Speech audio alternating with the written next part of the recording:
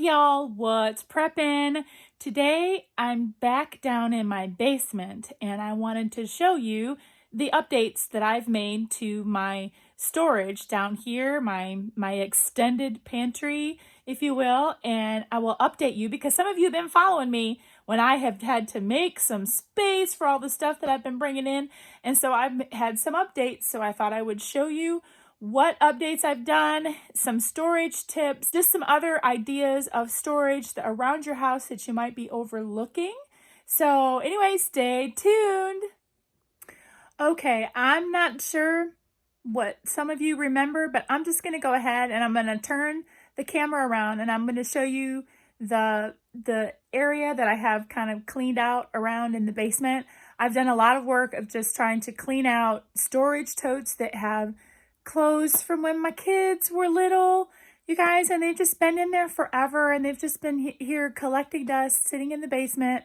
And then there's just other things I'm going through this basement going, what on earth did I keep that for? Like, what am I doing, right? I cleared out a lot of space, so I'm going to show you some of the additions that we've made to the downstairs extended pantry. Okay, there is nothing fancy about this, y'all, okay? This is the first half. A lot of you saw this. And when I started stockpiling, I had this area. I had my little freezer here, and I had these two shelving units. And this is just where I would, stockpile the items that I got at a discount. I'm a big coupon shopper, discount shopper, and I just put all the overflow down here. Well, then when I started prepping, I added more. I added these two shelves. And a lot of you saw me install this one just to show you how easy it is to install this shelving unit that I got from Amazon.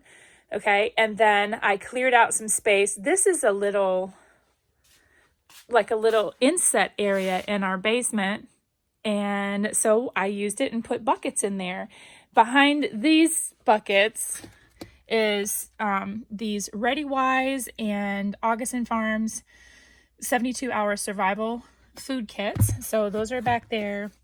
And then in these buckets, I have, you can see I have instant milk in this one. I have instant potatoes down here. I have a year's worth of potatoes in there. On the bottom is rice. This one is ramen. I got a whole bunch of ramen packets in there. And these I'm working on are just extra hamburger helper. And this one is rice sides, those Knorr rice sides. And I put those in there so I could just have some more room. There's miscellaneous hamburger helpers down there.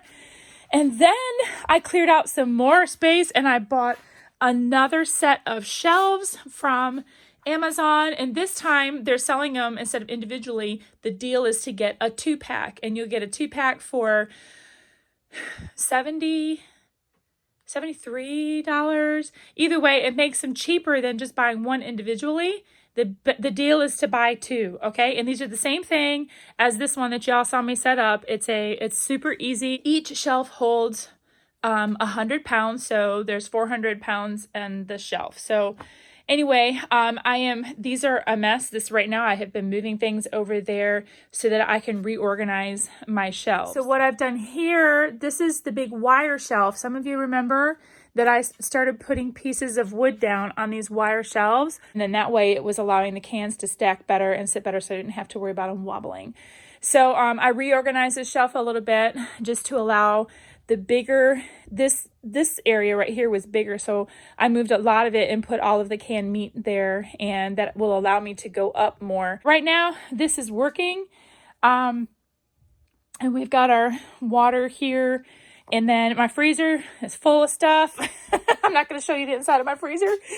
And then this shelf has always been, I tell you that I like to put the heavier stuff. This is shelf-stable milk, and I like to put this stuff on the outside so that the middle won't bow so much. You can tell that one's just a little bit, but that's boxed cereal right there. Got a good deal at some of my Walmart deals there. And then here I have... this tote is full of the Knorr rice sides. So there's that. And I have all of these little shoe boxes that I got from the Dollar Tree. And what I'm doing is I take all of this is all macaroni and cheese. And I take them out of the box and then I put them in little sandwich bags and I put the cheese pouch in there. And then I will put the instructions in there. This one is missing a bag. I put 10 boxes of macaroni and cheese I got into this shoebox. I cooked one last night because I wanted to taste this brand. It was a different brand, so I wanted to taste it. But anyway, these are a lot of my Sharp Shopper finds. And then I can just stack everything. This one is like right up to the tippy top.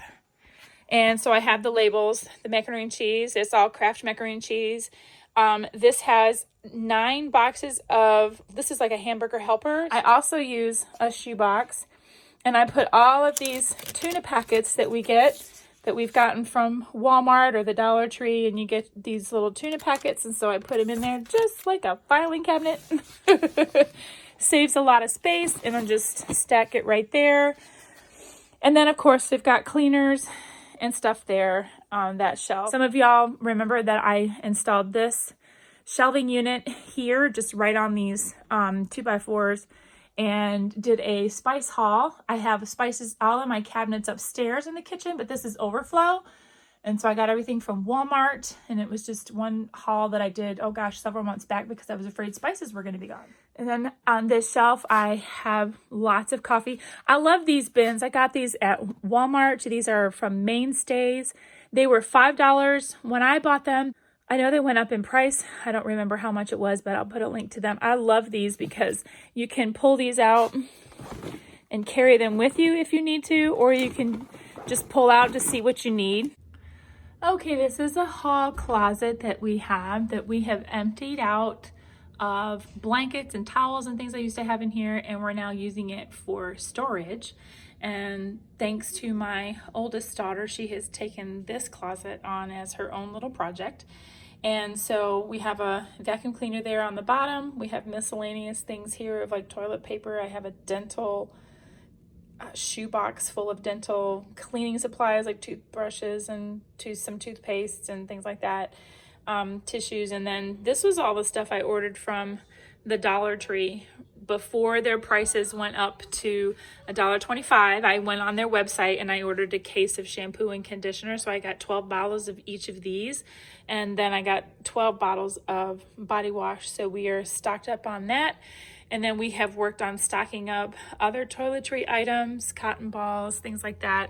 And then feminine hygiene products. And this is another one of those closets that goes up high. And so my daughter's like, I want to use every inch of space. She said she wanted to have this all stocked up, just to make sure that we, the girls had everything that they needed. So anyway, so, what kind of closet little space do you have that you can empty out, and sacrifice for storing some prep items? Then there are a couple other areas that you can look at. I've always said, look up when you're looking for storage. And so above my oven, I have this area right here. And up in there, I have used alternative food storage containers from like Gatorade bottles to mason jars to, a pickle jar and whatever other containers I've used to be able to put in things, the dry goods like pastas and beans. And so I'm filling that little area up there. And then I also have an area above my refrigerator. I use this area above my refrigerator because nothing ever gets put up here. And so I put in more dry goods, but these are all in canning jars, and I felt safer having them upstairs here in a more controlled environment. I wouldn't have to worry about them falling off the shelves downstairs and breaking on the floor and stuff. So I had salt and pasta. This is all sugar, and so is that. That's all sugar as well. So I want to encourage you to look in other areas of your house and see where you can, what space you can utilize or maybe sacrifice, maybe reorganize some things so that you can make more space for storing items like this and getting more preps inside your house. So I would love to know what you all are doing to find extra storage spaces in your house. Are you thinking outside the box? Are you looking high, looking low, clearing out cabinets, sacrificing some closet space? Look under your beds. Maybe there is some space under your beds for you to be able to put some boxes of things. Something that I'm going to be doing is that I have a filing cabinet in my basement, and I'm going to be emptying out all of the contents of the filing cabinet. I was using it for homeschool materials and miscellaneous music from our choir ministry that my husband and I were doing. And so all of that is coming out, and I'm going to be using the filing cabinet to store some preps. I also have a homeschool cabinet that I've had for years. It spins around, it has shelves, it has hooks and baskets and things. I'm going to be also moving that into the basement and using that as well. Besides some of the obvious things, what are some areas that you might be able to use or to repurpose for storage? Let me know in the comments below. Guarantee that a lot of us are hanging on to more items, more things than we absolutely need. So it's time to take stock. We are heading into spring. It's time for spring cleaning, y'all. And look at all your spaces. Look at the things that you have. It's time to get rid of that baggage that you're not using. So let me know down in the comments how you're working on finding more storage space. Hey, you know what? It's free. It's free storage space. You're already using it. Let's just repurpose it for something more important, like items to take care of your family. Y'all check the links down below for ways that you can connect with me and support my channel. Remember to like, share, and subscribe. And until next time, prep it up, pack it up, and stack it up, y'all.